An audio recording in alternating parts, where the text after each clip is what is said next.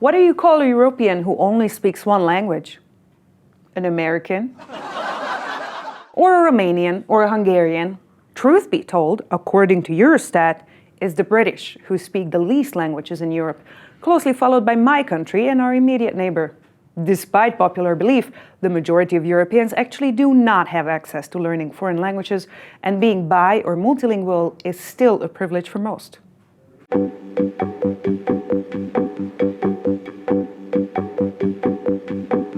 I am suspicious of technology. I think everybody should be suspicious of technology.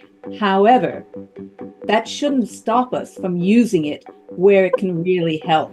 You can use AI-generated text, why not? It's also a tool, but please be transparent with it. There is this huge desire to save on human cost. It really undermines job security.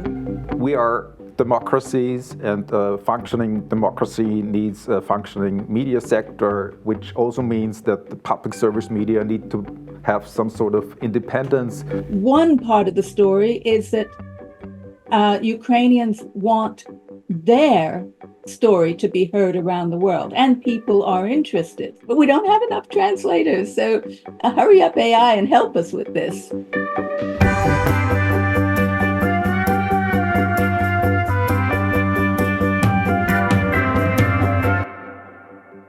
Welcome to Standard Time, a Eurozine production.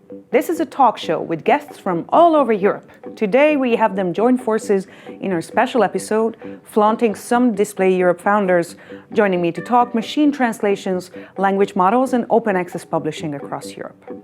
I'm Reka King of Pop, or, according to the speech recognition software we use to subtitle this show, Rico, King of Pop.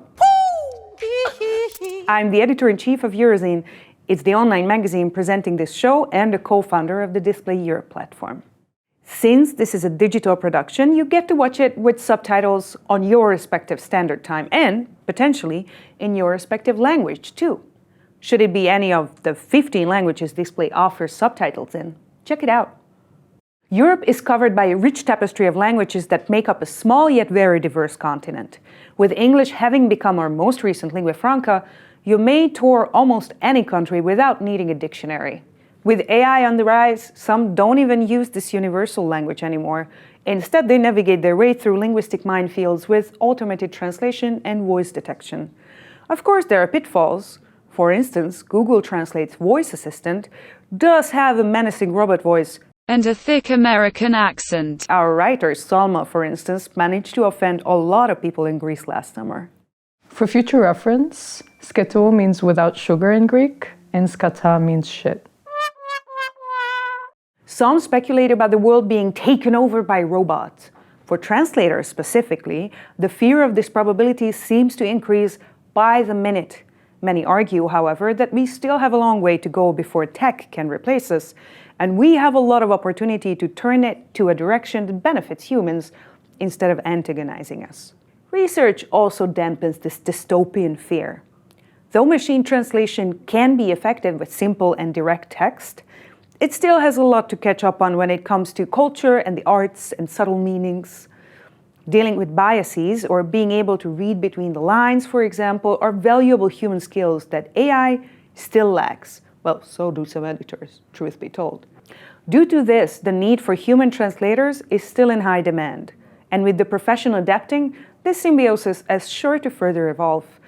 But since we established that AI is not going to replace us anytime soon, should we just keep calm and carry on with our lives without worrying about how it might affect our employment contracts? Unfortunately, not really. Though AI might not have the power to diminish the need for human labor, it can still alter it for better or worse. Increased AI-human collaboration in workspaces indicates that in a lot of cases, workers no longer need to start a process from scratch and can rely on automation to a certain degree. For translators, this means saving time on paying a visit to the library and allowing AI tools to provide alternative translations or detect errors within them. But it also runs the risk of being outsourced, as many companies are pouring their resources into technologization. Locally hiring professionals requires extra help that most employers are not willing to take. The European Commission has significantly increased its spending on translation technology in the past couple of years, consequently lowering recruitment levels. Post-editing is the jargon used by EU translators for revisiting machine-translated texts. It's become a crucial part of the job. Well, much of the profession has been outsourced to a gig economy as a consequence, promising faster and more efficient methods, but leading to, well, you guessed it, exploitation and job instability. Cristiano Sebastiani, president of Renouveau et Démocratie, a trade union representing EU employees, speculates that this cut in translation jobs poses a threat to the EU's multilingualism in favor of the English language. Are these anxieties justified, or is there a way to change the course of AI? That's what we'll discuss today with our guests. With his Dutch-Italian finesse, editor-in-chief of VoxEurop, Gian-Paolo Accardo, is here to introduce us to the world of multilingual news and debate. Legal expert Alexander Baratsits is not afraid of AI. He is the founding president of the Cultural Broadcasting Archive here in Austria and the legal lead at Creative Commons Austria. He is also the editor of the book Building a European Digital Public Space, offering strategies for taking back control from big tech platforms. The Cultural Broadcasting Archive offers the content of 28 radio stations in 50 languages, so check them out. CBA, VoxEurop, and Eurozine are on a joint mission to confuse the heck out of everyone by translating Europe's community media into not one, not two, but 15 different languages through the display platform. Joining us online is our special guest, Frances Pinter. She is an open access advocate and the first woman to ever establish her own publishing company in the UK. She's the founder of Knowledge Unlatched, the Open Climate Campaign, and the Supporting Ukrainian Publishing Resilience Recovery Organization, or SUPER. Today we come to you from Café Disco in the Sonnenviertel in Vienna, Austria. We'll tell you more about them later.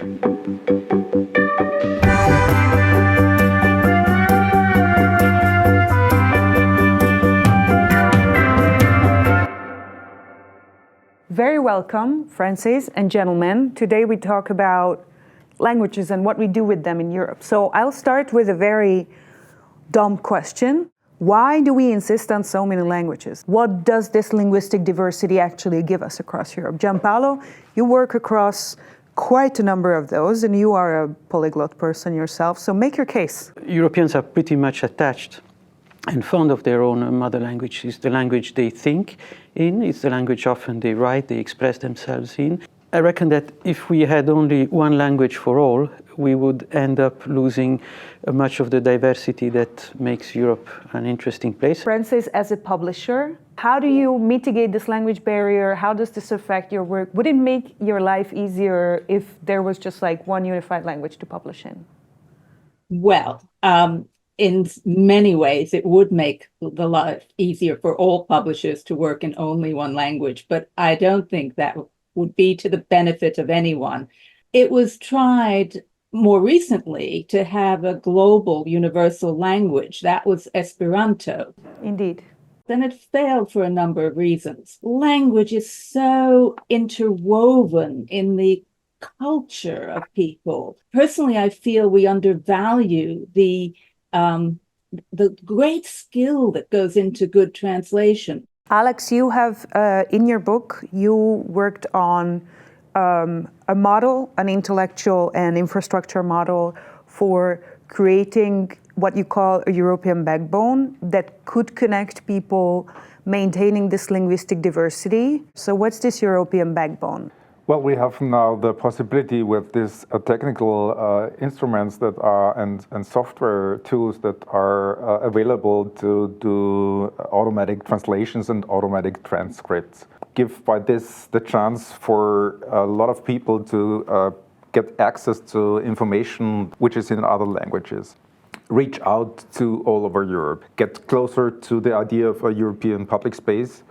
The other aspect is to link existing platforms with the existing audiences, run search and a recommendation across it, combined with the language tools, get an impression what is the discussion after the elections in Slovakia that happened recently. VoxEurop adopted machine translation, not early on, but like forever, right? However, the introduction of these tools does affect the profession in general. How do we go about, in a responsible way, to adopt this new technology in a way that doesn't immediately wreck the profession?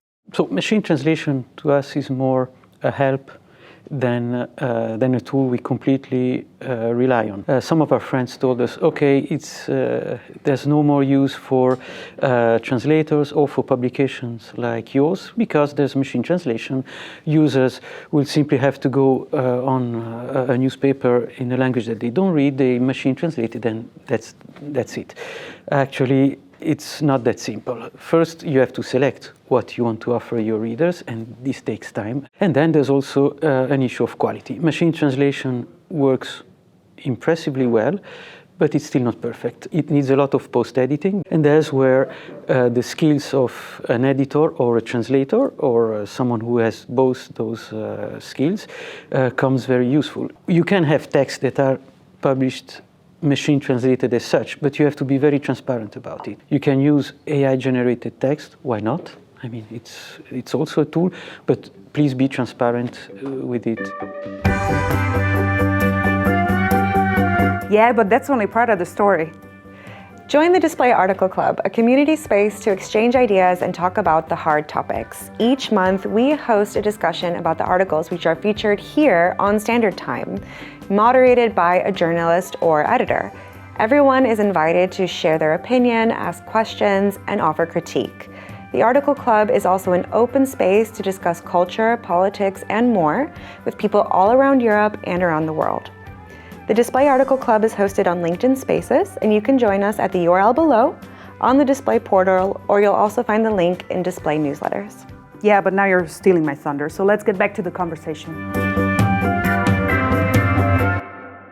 That's something that I hear a lot from journalists and editors, especially in data journalism, investigative journalism, that the current stage of AI, here we're not talking about language models, but really like data gathering and processing, is really good to do the donkey work. It's not appropriate to draw all the conclusions, but it can flag up oddities, for instance, in a massive pool of things that with human capacity to browse through would take years upon years. So, as you said, it's a tool, it's not a replacement. The reason I think that many both in like literary editors and among translators and elsewhere are worried about these tools is not really, I would argue, it's not really about the technology itself. It's about how owners and business managers tend to use these technologies. What we see all across the Industrial Revolution, that there is this huge desire to save on human cost. It really undermines job security. We've seen this, and Politico, for instance, reported on this. The link is in the show notes. But after all this long rant, let's come to Frances. You, as a publisher, you are an early adapter of technologies, and you are not suspicious of technology. You argue that there is a responsible way to adopt these technologies. Can you tell us about what this means in, for instance, academic publishing? Okay, I am suspicious of technology. I think everybody should be suspicious of technology. However, that shouldn't stop us from using it where it can really help. I mean, in academic publishing, which can be very technical in the hard sciences and very fluid in the humanities, machine generated text and AI is one part of what is being looked at, and just general speeding processes up through digital transformations is another. And so it's hard to talk about them together because one has been underway for a good 20, 30 years, while the other one is relatively new. One thing that I'm looking at is, can we really get AI to summarize complex humanities and social science text? The publishing industry is absolutely obsessed with this at the moment. Every company is working very hard in this area. This space is going to move forward very quickly. And I think if we use it carefully, it can be really exciting. I think what's going to happen is there'll be more space for creativeness, while some of the more time-consuming and frankly not that much fun processing goes on through the machines. This program is brought to you by Eurozine, your go-to place for engaging reads from over 100 partner publications across dozens of languages. To support our work and enjoy special benefits, visit patreon.com/Eurozine and become a supporter starting at €3 a month. This talk show is a production of Display Europe, a new content sharing platform that respects your user data. We are covering politics, culture, and more. And we say a big thanks to Bikes and Rails for providing the venue for this episode.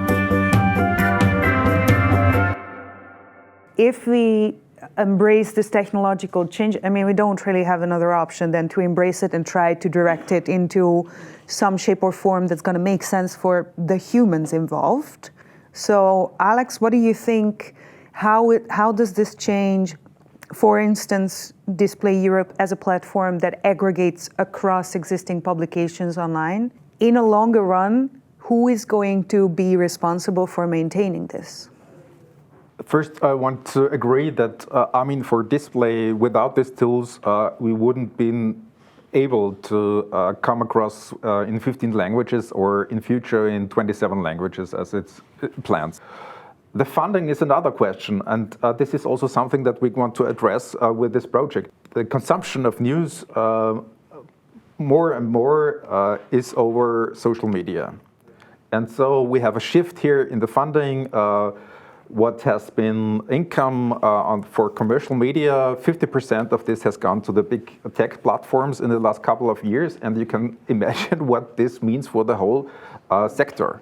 I mean, this is a dramatic shift, and it's a dramatic situation for the media landscape in Europe. They are commercial endeavors. They are not there to build the European public space. And the European policymakers, they try to tackle this with regulation, but it doesn't change the fundamental situation. Corporate's gonna corporate, like there's no other option, but there are other options, right? Yeah, from my perception, the other option would be to build up a sovereign European digital space. Infrastructure is run by European endeavors, and actually there is a strategy of the European Commission to, slowly tackle this issue.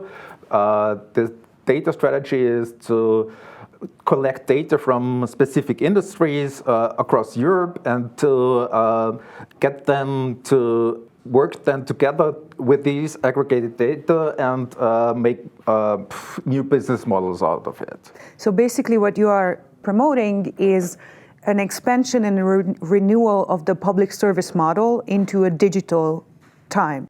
Gian-Paolo, VoxEurop chose a different path, and you guys count on readers and sort of small-scale investors' involvement and dedication to VoxEurop. By the way, I'm one of your shareholders. Very small shareholder, but I'm very proud. Don't expect big return on investment, apart from a moral one or a prestige one. If I get any, I will donate that to Eurozine. We chose a model that is rather niche and alternative, if you want. So we're a cooperative owned mostly by the people who work for it, be it journalists or translators or contributors or friends. I'm not sure to what extent this model can be scaled up to a European level. But if you look at the investment of the European institutions into the media, it's really a few million euros per year compared to the billion of dollars that the US-based platforms are spending. If we talk EU level, we might hope that the European institutions are more or less prone to political interference, or anyway, that they will be more super Fingers partes. crossed, yes. Yeah. But there's there's simply not the money for it. Let's be honest. So the EU institutions can support initiatives like Display Europe. That's only so much they can do with the funding they have, and the funding they have depends on the member states and how much they are willing to support for more funding. And the current mood is that media is not a priority for the member states, at least at the European level. Yeah, also the better organized and more independent a joint European public sphere is, the harder it is to exercise direct political interference, right? We can show with Display as an exercises that we manage with just open source tools, which shows that we can build up a unique European infrastructure or sovereign without the big money. It's just a question of political will to do it. The member states have been very keen on being responsible for the media sphere. Nobody wanted to have interference there. European Union tries to, so to say, clear we are democracies, and functioning democracy needs a functioning media sector, which also means that the public service media need to have some sort of independence. The question is still, if the Commission takes money into its hands and pour it in the media sector, how will you distribute it? These grassroots things are, for the moment, appear to be one of the most interesting examples. And we also need to find money within our groups, so to say, to have some sort of also grassroots funding to develop a minimum of independence. Hey there, let me just flag you up someone who is a personal favorite of mine, easily the favorite podcaster of mine in the whole wide world. She's a colleague and a partner, Claire Potter, Professor Emeritus of History from the New School for Social Research in New York. She was the co-founder of Public Seminar, one of our partners in the Eurozine network, and her Substack called Political Junkie and her podcast called Why Now are fantastic. So if you like these kinds of in-depth and entertaining conversations, you're gonna love everything that Claire does. Subscribe to her Substack, listen to her podcast, and just tell her that you love her, because she deserves all good things in the world. Now back to the program. I want to turn to Frances because open source has been mentioned and we have talked about funding, but you are a big advocate, an important advocate of open access, which is not the same thing. How people should imagine open access, which really ties in here, and how we should imagine this being sustained. Okay, so open access began as a grassroots initiative. In fact, it was a group of scientists who met in Budapest. They came up with something called the Budapest Open Access Initiative. Now that was way back in 2001. And since then, it's both a business model and an approach. Public research should be made publicly available. Everybody still wants the content to be published properly. That all costs money. The idea behind open access is that those costs are paid upfront to the publisher, in exchange for which the publisher makes the content open access. Just under 50% of all scientific journal articles are open access. The European Union is very much behind this and is now, it was a policy, now it's a mandate that research which they fund, which is tens of billions of euros worth of research, must be made open access.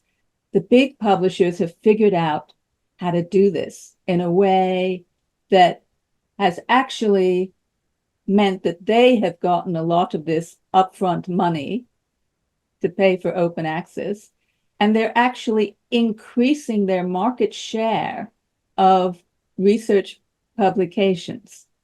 And we're now at the point where there's a second generation of business models coming through. In the first iteration of open access, while it has done a great job, we found that those people who couldn't find the money to pay the publishers couldn't publish open access.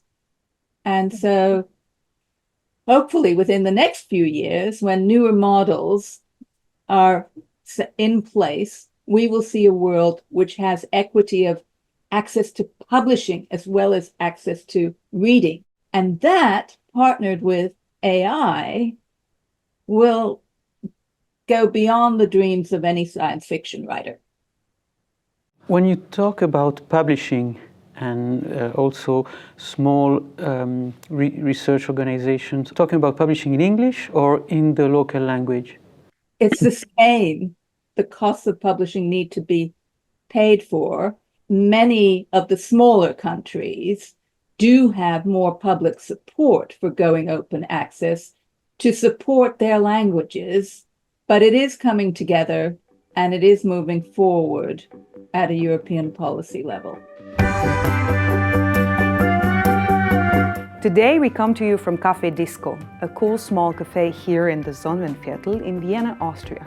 This is part of Bikes and Rails. It's a housing project whose units can never be monetized. Check out our episode on housing to learn more about it. It also houses a bike repair shop. You can hear them in the background. But now, back to where we were before. For a publication to be, let's say, accessible to the wider number, it has to be in English or on an English-speaking publication. Those are the most prestigious and the ones that are read the most among the scientific community. There is research data about this incredible disparity between first language English speakers and basically everybody else, which is the vast majority of people on Earth.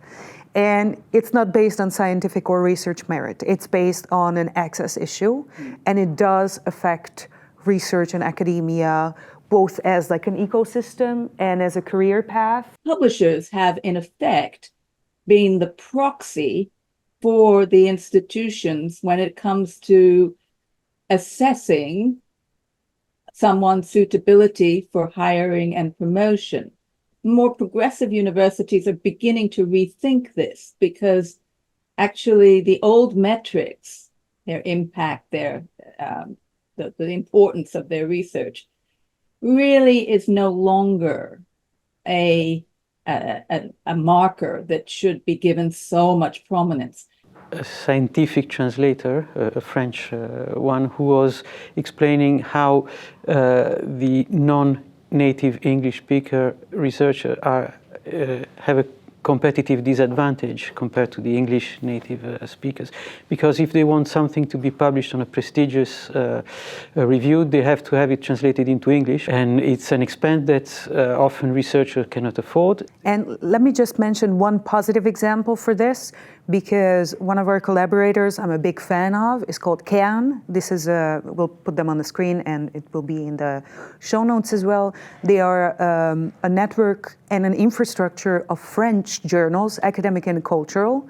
And what they do is that they both provide a platform to access to promote French language, cultural and intellectual production. And they also provide translations because they want to increase the impact of this intellectual production in the international sphere. This situation that the European Research Council decided that if you receive grants from them, you need to publish this open accessible is a really, really big thing, and it just happened recently. And this was a political decision how we spent our money, and I think in the media sector we can do it as well. This was one point. A second point is this language barrier is still there, especially for small languages. So, for example, speech recognition for Hungarian or Slovenian is partially not existent on an open source level. This is a competition disadvantage to a US market where you have one lingua franca, so to say, and we need to overcome this in Europe. I'm coming from a podcasting platform originally, CBA, and we have content in 50 different languages, although it's produced all in Austria. Coming back to this idea of the Commission to cut out the middleman, so to say, by collecting data in the sector and make use of it. What I could imagine is that people donate data. Small things to flag up. Although speech recognition in Hungarian is not quite as prolific as in bigger languages, the research institute dedicated to this from the Science Academy and at Stocky, they have done a fantastic job, and they were pioneers in this field, and they do a lot of interesting research. So there's this disparity between regional representation, and we talked about linguistic diversity. For a note to end on, let's take a step back. So if we imagine a not so very distant future with positive developments, in which direction, for instance, publishing has to move? Well, publishing has to continue on this road to open access, but the cake needs to be sliced slightly differently going forward. I, with some colleagues, set up last year something called the Open Climate Campaign.org, if you want to have a look at it.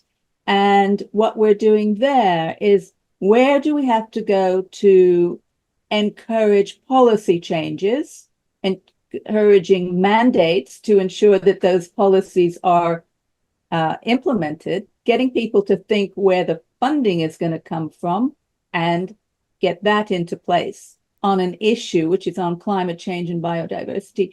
We do have the opportunity to show just how rich the research environment is around the world. When all of that is fixed and we see it on with open climate, hopefully it'll spread throughout all the other disciplines, and we will have a world where most academic research is open.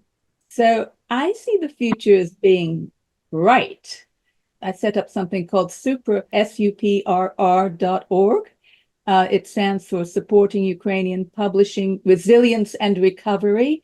And here what we're trying to do is help the Ukrainian publishers get ready for EU membership, because things will have to change. One part of the story is that Ukrainians want their story to be heard around the world, and people are interested, but we don't have enough translators. So hurry up, AI, and help us with this. So it's interesting to see how politics will be influencing what happens with translations. I think that's a really nice note to end on. As you said, publishing can transform the world. It has done a couple times over. So come on, move up. Let's do that. Thank you, everyone. Thank you so much.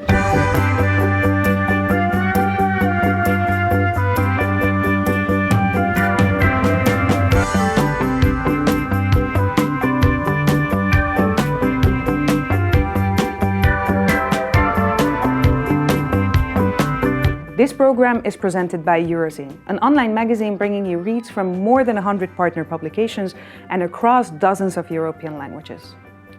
This talk show is a Display Europe production, a platform offering content on politics, culture, community, and so much more. And it somehow, miraculously, also doesn't abuse your user data. A shocker, I know.